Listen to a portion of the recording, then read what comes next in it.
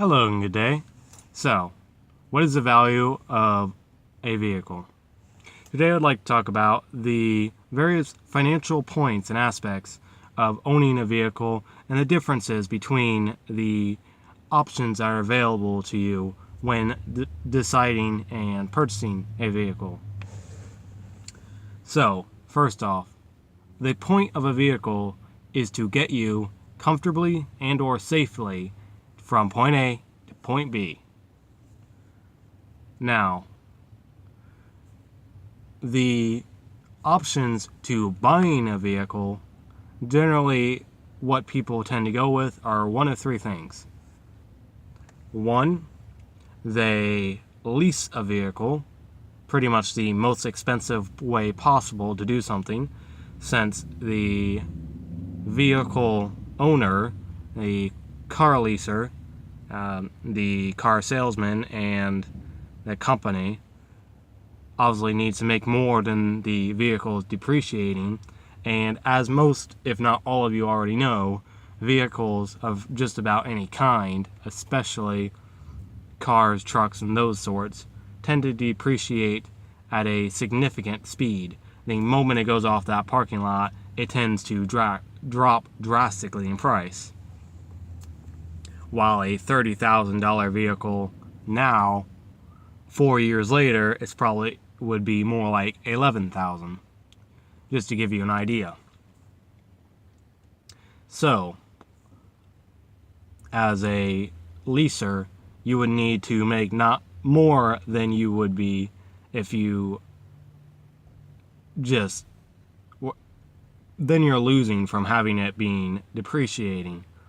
Meanwhile, you would also want to cover various expenses, various keys, and make a profit.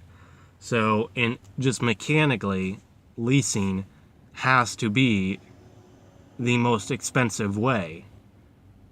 And that is the only way that such a business could possibly function like that. And then the second point is loaning, which is what a lot of people do. And they take out a loan for a vehicle and pay interest on it until it is eventually paid off.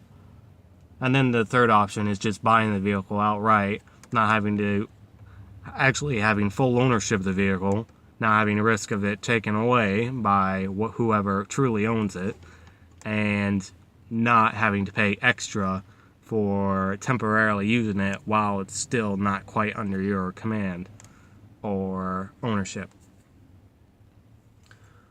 So, the point of a vehicle, as I said before, was to get you to point A to point B, and then C, D, however locations you need to go.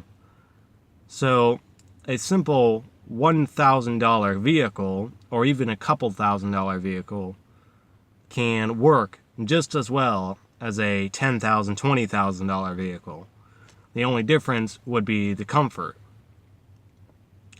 and the look aspect of the vehicle. Generally speaking, if it's a brand new car, it should look nicer than a used car.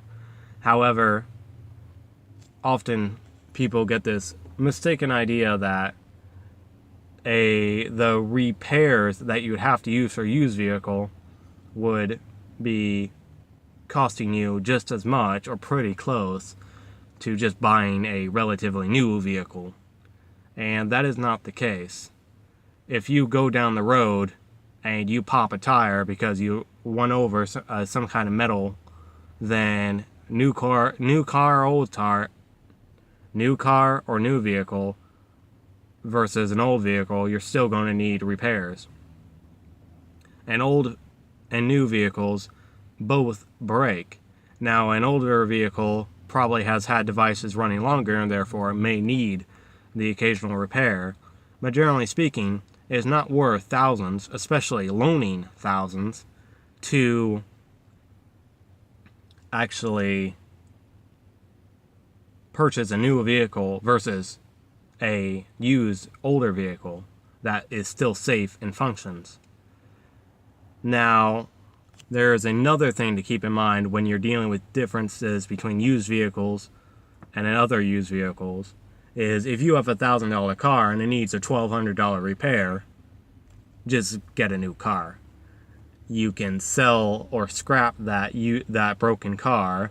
Whether if you sell it, then obviously make the repair, the fact that you need a repair known, and then maybe somebody who would like to turn it into a pet project can work on it and buy it off you, or you can just scrap it for hopefully a couple hundred.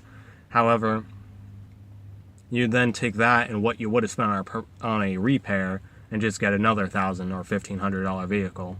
It's not worth putting in more than it's actually worth into the vehicle, because you put a $1,200 repair on a $1,000 vehicle, it's still a $1,000 vehicle and depreciating at a rapid pace. Although by that point, the depreciation is not all that relevant to you, most likely. As long as it's still safe and functioning, you can probably still find a buyer within a couple $100 price range. And then the actual point of a vehicle to a lot of people seems to be more than actual travel, but just the comfort, or to show off to whatever proverbial or